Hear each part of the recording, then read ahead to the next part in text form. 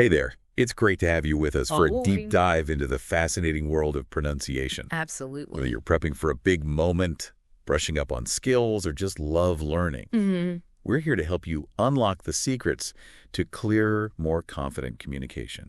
It's true what they say, pronunciation often gets overlooked, Yeah. but it's the key to how we connect.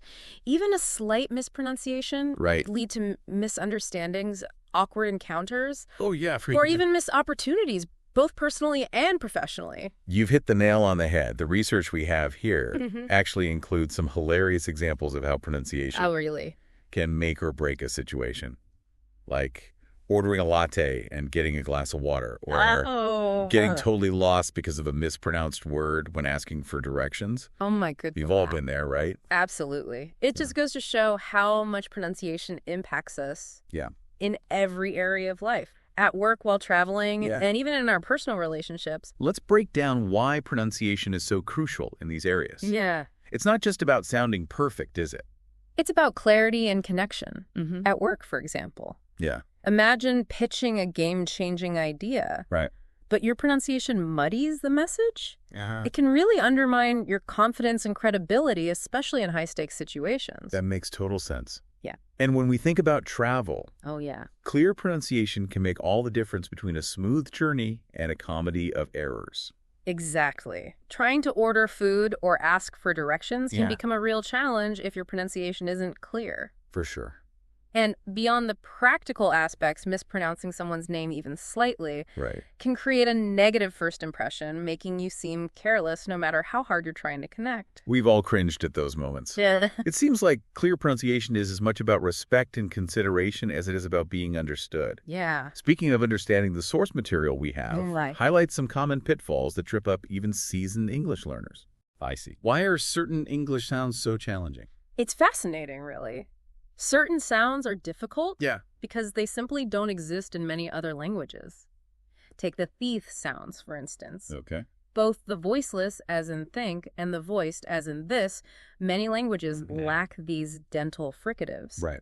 So learners have to train their tongue and mouth to create entirely new sounds. It's like learning a whole new physical skill. That explains why those T sounds are so notorious. Yeah. Any other examples of these linguistic hurdles? Absolutely. The short I sound, Okay. like in sit, versus the long E sound, like in seat, is another common pitfall. Yeah. It's a subtle difference, but one that can completely change the meaning of a word. And then we have the English R sound, which differs significantly from the R sounds in many other languages. Okay. It involves curling the tongue back without touching the roof of the mouth, something that can take quite a bit of practice to master. It's amazing how much goes into producing these sounds that native speakers take for granted. Yeah. Are there any other common pronunciation traps we should be aware of? Oh, definitely. Silent letters in English Oh, can be a real head scratcher. Think about words like knife, climb, or honest. Right. These silent letters, remnants of older pronunciations, can trip up even the most advanced learners. Wow. And then there's the confusion between the V and W sounds. Oh, yeah. In English, the V sound is made by gently biting the lower lip with the upper teeth, Okay. while the W involves rounding the lips and pushing air out.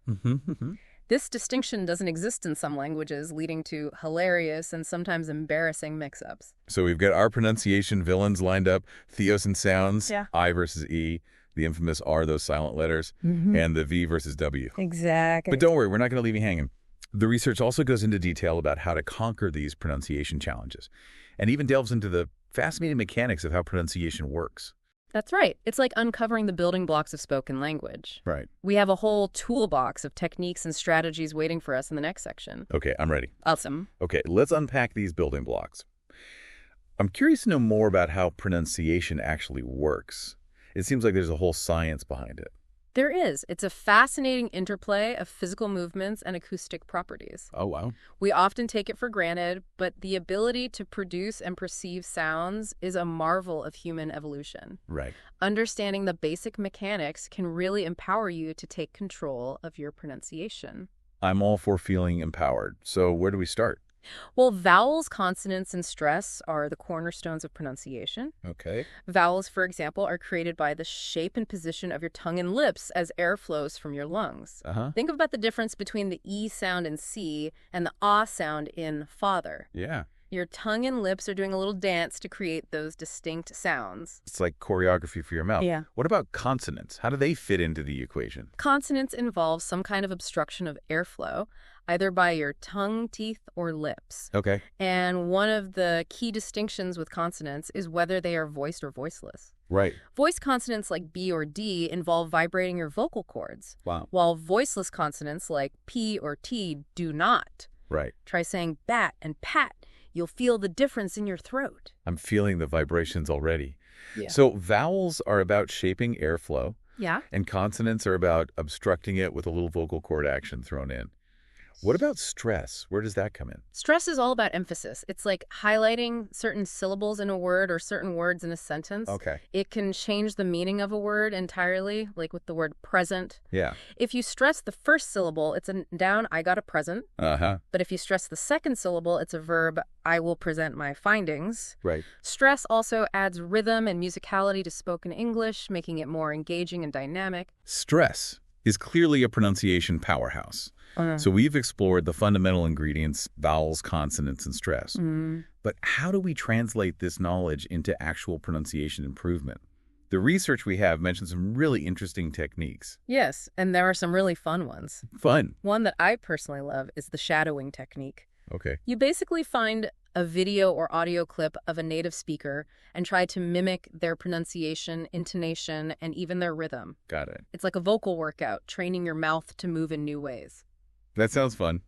Almost like a pronunciation karaoke session. What other techniques can we add to our pronunciation toolkit? Tongue twisters are a classic for a reason. Oh, yeah. They may seem silly, but they're great for developing agility and precision in your speech. Yeah. Think of it as weightlifting for your tongue. I like it. And then there's the simple but powerful act of recording yourself and listening back. Oh, yeah. It can be a bit humbling at first, but it helps you pinpoint areas that need attention and track your progress. It's like having a pronunciation coach in your pocket. Oh. Are there any other secrets to unlocking better pronunciation? One of the most important factors is consistency. Right. Even dedicating just a few minutes each day to focused practice can yield amazing results over time. Absolutely. It's about building new habits and rewiring those neural pathways. So it's like any skill. Practice makes perfect, or at least significantly better. The research also delves into strategies for tackling those specific pronunciation pitfalls we talked about earlier. Let's revisit those, shall we? I'm ready to conquer those thea sounds. All right, let's tackle them head on. Remember, for the these sounds, it's all about tongue placement. Yeah. Gently place the tip of your tongue between your teeth. Okay. And you will blow air out for the voiceless TA tech, as in thick.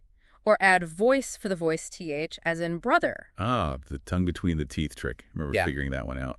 What about the English R? Any tips for taming that beast? For the R, think about curling your tongue back slightly without touching the roof of your mouth. Practice words like road or car, focusing on the feeling of air flowing over your tongue. Right. Remember, red shouldn't sound like lead. That's a common pitfall to avoid. Curling the tongue. Got it. What about those often confused V and W sounds? How do we keep those straight? For V, imagine you're about to bite your lower lip with your upper teeth, but stop just before you make contact. Okay. Words like vine, view, and love are good for practice. For W, it's all about rounding your lips slightly and pushing air out without touching your teeth. Okay. Wine, wet, and wonder are good examples for this one. So V is an ear bite, and W is all about the lip rounding. What about those pesky short I and long E sounds? How do we navigate those subtle but significant differences? For the short I, as in ship or hill, keep your tongue relaxed and low in your mouth and your lips relatively neutral. Okay. For the long E, as in sheep or heel, stretch your tongue a bit higher in your mouth and pull your lips back slightly into a sort of smile. It's subtle, but the difference is audible. I'm starting to feel like I'm speaking a whole new language.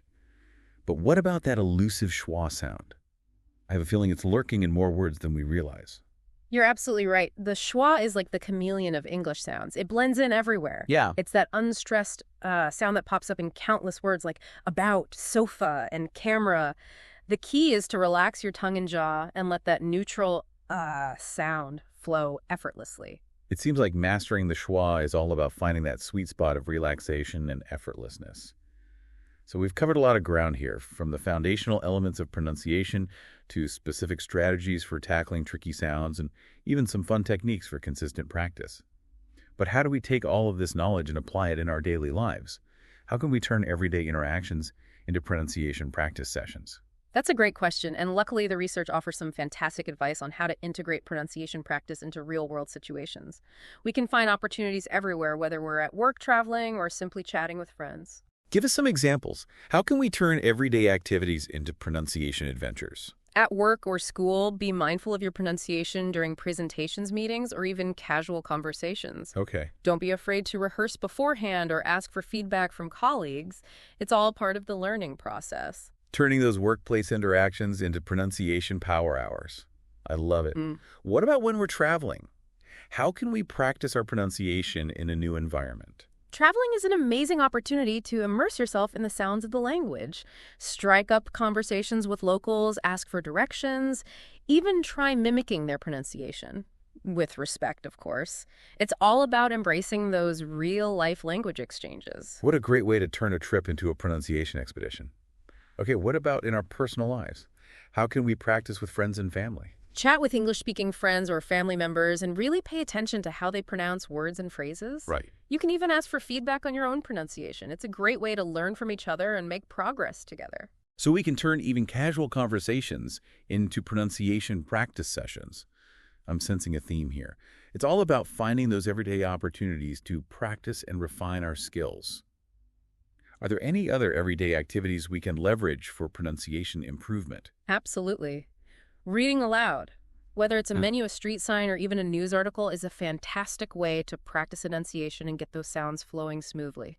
You can even record yourself reading and listen back to identify areas for improvement. From street signs to news articles, the world is our pronunciation playground. I'm starting to see practice opportunities everywhere I look. Yeah. Speaking of opportunities, the research also mentions a wealth of resources available to help us on our pronunciation journey. Things like online dictionaries, apps, and websites.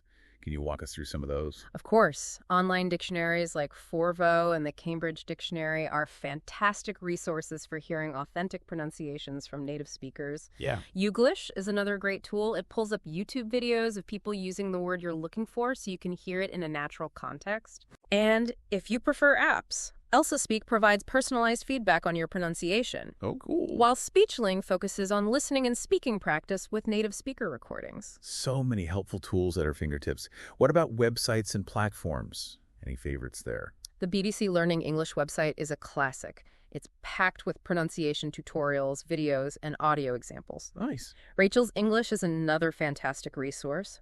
Her YouTube channel is a goldmine of pronunciation lessons. And if you're looking to connect with native speakers for practice language exchange apps like Tandem or HelloTalk are great options. Wow. So much pronunciation goodness out there. But with all these resources and techniques, it can be easy to feel overwhelmed. What's the key to staying on track and making consistent progress? Creating a pronunciation journal is a great strategy. Okay. Jot down new words you're working on, mark stress patterns, note any tricky sounds, and track your progress. It's a fantastic way to personalize your learning journey and stay motivated. I love that idea. It's like a roadmap for pronunciation success. Yeah. Any other tips for keeping that pronunciation momentum going? Remember to record yourself regularly and listen back critically. Mm-hmm. Compare your pronunciation to native speakers and identify areas for refinement. It's amazing how much we can learn from simply listening to ourselves objectively. I'm definitely going to try that. It's easy to fall into our own pronunciation patterns without even realizing it. Any other words of wisdom to guide us on this pronunciation adventure? Set small, achievable goals. Maybe focus on mastering one sound per week or practicing stress patterns in a few new words each day. Breaking down the process into manageable chunks can make it feel less daunting and more rewarding. Small steps lead to big pronunciation wins. I love that philosophy. It sounds like we're well equipped to embark on this pronunciation journey with confidence and enthusiasm. Absolutely. We've explored the building blocks, uncovered techniques and resources, and even learned how to integrate practice into our daily lives. What a comprehensive deep dive this has been. It's been a pleasure exploring this fascinating world with you. And before we conclude, I want to emphasize that pronunciation is a journey, not a destination. Right. It's about continual growth and refinement, not about achieving some mythical level of perfection. That's such a crucial point. It's about embracing the process of learning, celebrating our progress, and enjoying the journey of becoming more confident and effective communicators. It really is a journey of continuous discovery and improvement. And, it's not just about the technical aspects of pronunciation either. The source material highlights how mastering pronunciation can boost your overall confidence Oh, yeah. and even change the way others perceive you. It's true. When you can express yourself clearly and confidently, it can have a ripple effect on all areas of your life. People are more likely to listen to you, understand your ideas, and take you seriously. It's like unlocking a new level of communication power. It's almost like pronunciation is a secret weapon for success in any field. Yeah. Speaking of success, I'm curious about your perspective as an expert. What's the most rewarding aspect of helping people improve their pronunciation? For me, it's witnessing those aha moments when a learner finally grasps a challenging sound or concept. Seeing their face light up with a sense of accomplishment and newfound confidence is incredibly gratifying. It's a reminder that even small steps can lead to significant breakthroughs. It's those breakthroughs that make all the effort worthwhile. And it's not just about individual progress either, is it? Clear pronunciation can have a much broader impact, especially in today's interconnected world. Absolutely. Clear pronunciation can bridge cultural divides, foster understanding, and strengthen relationships. It's about connecting with others on a deeper level and creating a more inclusive and harmonious world through effective communication. Beautifully said. It's inspiring to think about the positive ripple effects that clear pronunciation can create, both personally and globally. So for all of you out there who are embarking on this pronunciation journey, remember to be patient with yourselves, celebrate your progress, and most importantly, have fun with it. Embrace the challenge, explore the nuances, and enjoy the process of discovering the power of your voice. We hope this deep dive has equipped you with the knowledge, tools, and inspiration to take your pronunciation to the next level. Keep practicing, keep exploring, and keep those aha moments coming. And remember, this is just the beginning. The world of pronunciation is vast and fascinating, with endless opportunities for growth and discovery. We encourage you to continue exploring, experimenting, and finding your own unique voice. That's a wrap on our deep dive into the world of pronunciation. We've uncovered the secrets, explored the techniques, and hopefully sparked a passion for the power of clear and confident communication. Keep those pronunciation muscles flexing, and until next time, happy speaking.